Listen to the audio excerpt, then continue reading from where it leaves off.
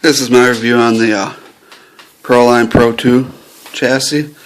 It's I like it. It's a lot better than the stock one. It wasn't too hard to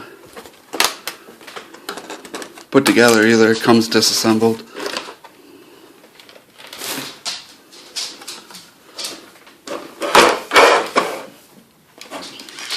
I got the I'm still using the RPM front bumper and rod ends and all that, but the chassis, and I also put an RPM rear bumper on yesterday with new axles. But yeah, using stock electronics for now. I just put it up here, put the Valinian ESC on that little optional plate they give you. I double-sided taped it and put the receiver under there. It's not waterproof anymore, but with this chassis I'm not going to run it in the snow or the rain like I used to. Put that under there. I'm looking to switch that out soon. I got it going way up this thing, but I'm going to coil it up and try to stick it in there so it's short, so it's not going to get all bent up from flipping over and whatnot. But I got the battery positioned all the way forward because it's a little tail heavy, so I put it as far forward as I can, put the spacers back there, and it was kind of a pain to put it together. The instructions didn't show you how, they just said what the bags went to, and it was kind of self-explanatory what hardware went where, but they didn't really tell you too much. It was kind of like figure it out yourself, but it's not too bad. I put the servo spacer so it straightened out the arm. It used to be in a little bit, now it's straighter. But using my Futaba Metal Gear servo with the metal heatsink case. RPM bumper, so I didn't put the things for like the Proline bumper or the stock bumper.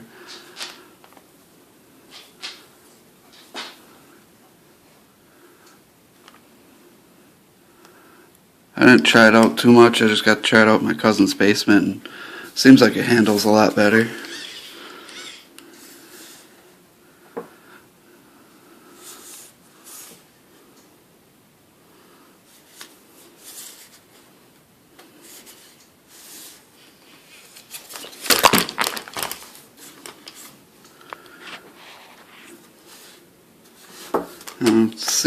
Seems pretty tough. I'm having when I did put my servo in, it wasn't. It was I had it over here, and the wheels were cranked one way, so I had to flip it up and over, and then the controls were backwards, so I had to go into the TQI and reverse everything, or reverse the servo so it can turn the right way. But I'm getting the Proline steering, because when I steer it goes all the way right, but it only goes that far left, and it's all the play. That's a lot of play in the steering. And it's not the servo, it's just the steering itself. You can see it's all loose, so I'm just going to get that Proline steering. But pretty nice. I seen a guy, he took his waterproof case and mounted up here so his receiver was still waterproof. And I might do that, but I don't really want to run it out in the snow anymore this year anyway. I routed my wires to the servo and the transponder just this way, and put it underneath the battery strap so it doesn't dangle off the body and get ripped off or anything. I zip tied these up into a bundle so they not hanging off the side. They're just kind of neat up in the body. And then my glitch capacitor I just velcroed right to the side of the ESC there, just so it doesn't flop around. But you can see the receiver under there. That's a good spot for it. I like it. It's nice and semi-protected. There's quite a few ways people put them up here and all that, but right under there, it's like almost ideal. You put that under there and the ESC on top. You don't know how huge this ESC is until you try mounting it on that little plate, and it just looks so goony. But I'm gonna be getting I want to get something with a smaller ESC I can put right on top. I was looking at Orion and Tekin. I want a censored system for racing, but I think that'll fit perfect right on there. Nice small. But all the weight is now in the center. They're not trying to counterbalance anything. It's all centered.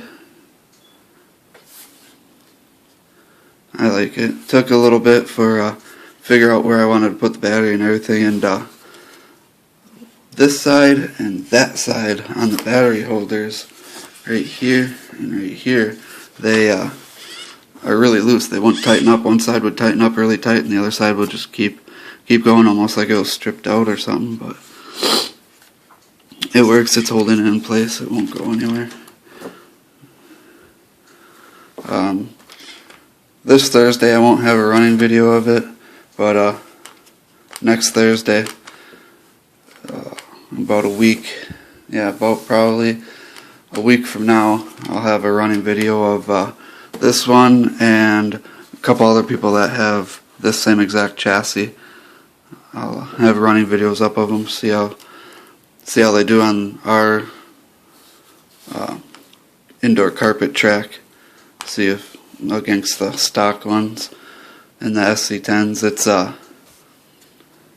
don't know if it sits lower than my cousin's SC10 or not, but it's a aluminum chassis, so it's got the weight down there, kind of like the Losi SCTE, and all that towards the bottom. So it shouldn't traction roll as easy, but I mean it's still possible. But my calipers back here are not too bad worn down, but they're like glazed over from the carpet, so it drifts the back end. But my Losi front tires grip pretty good, so it kind of like just whips that around the corners.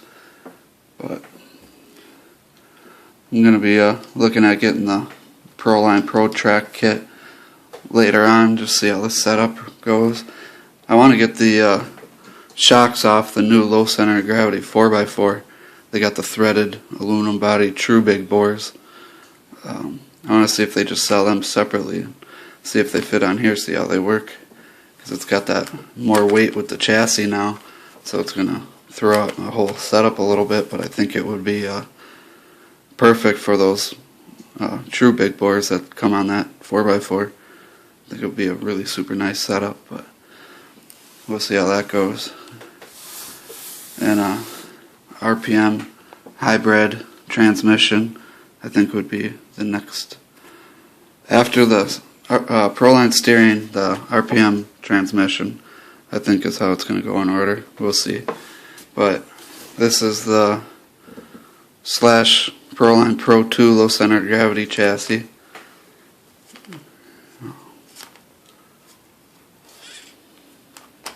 Have a good one, guys.